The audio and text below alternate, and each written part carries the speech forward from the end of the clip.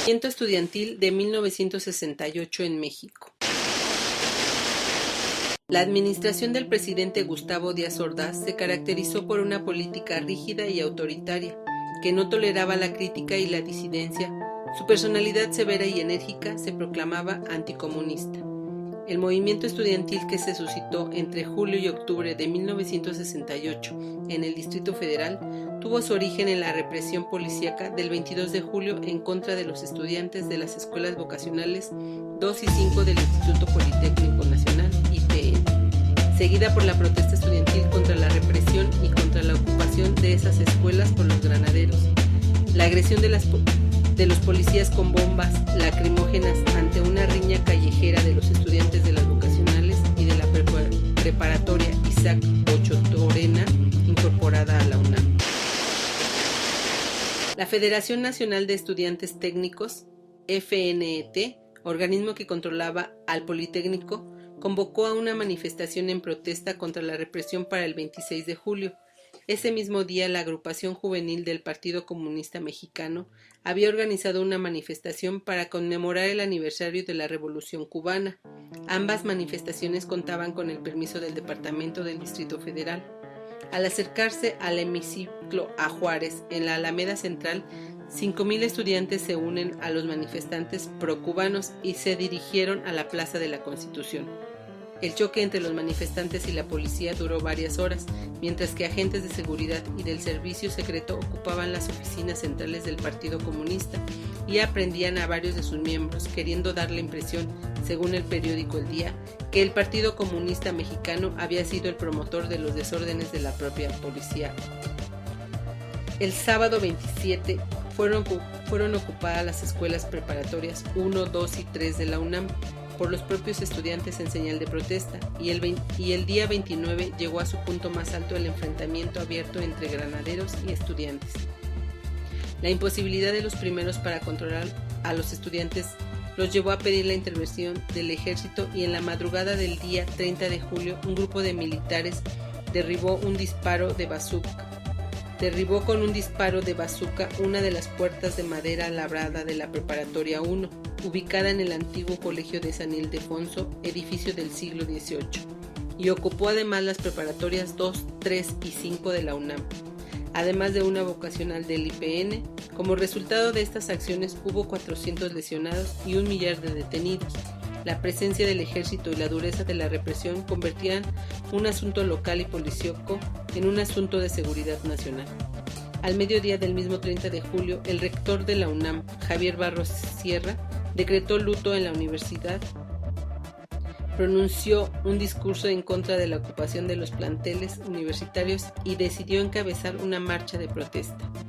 Días después, se declararon en huelga las escuelas del IPN, de la UNAM, de Chapingo y de algunas universidades en los estados de la República, de manera que el movimiento se convirtió casi en una huelga nacional de la educación media y superior.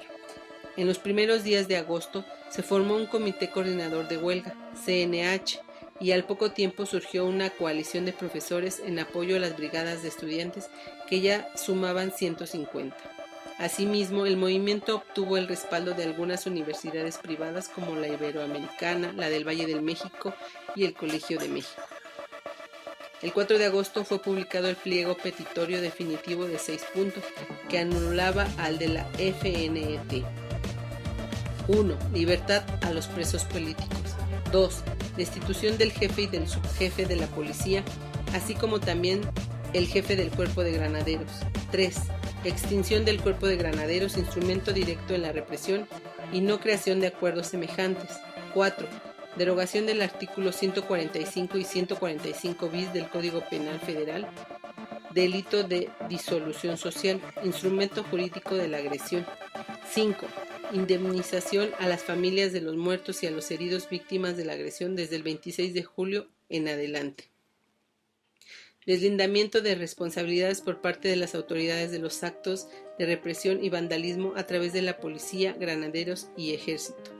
El 13 de agosto hubo una manifestación en el Zócalo y el 27 otra, que aglutinó a 400,000 personas en la Plaza de la Constitución.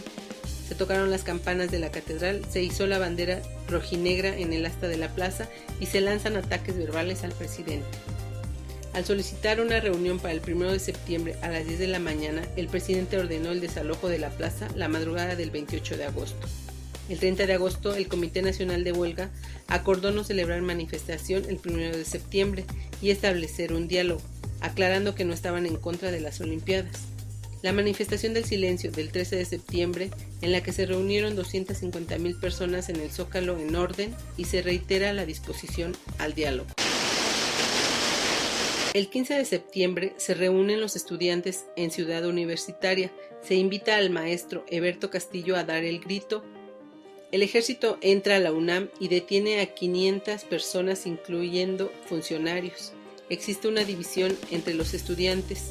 Algunos buscan el diálogo, CGH y otros se enfrentan el 23 de septiembre al gobierno en el casco de Santo Tomás. Se manejan 350 detenidos.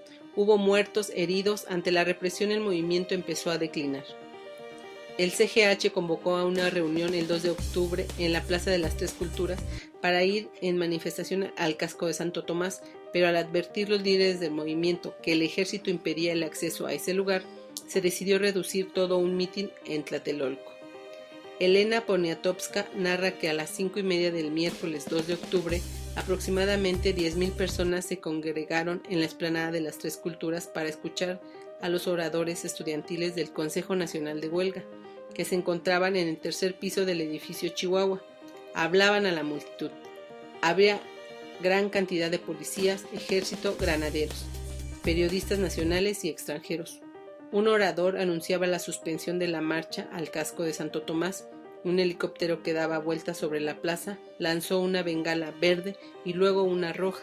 Se oyeron los primeros disparos que parecían provenir de la parte inferior del edificio Chihuahua. Fecha: marzo del 2015.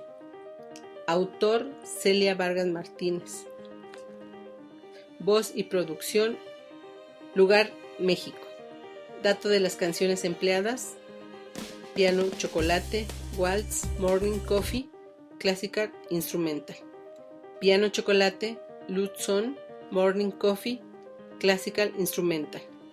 Piano Chocolate, Smell of the Sea, Morning Coffee, Classical Instrumental.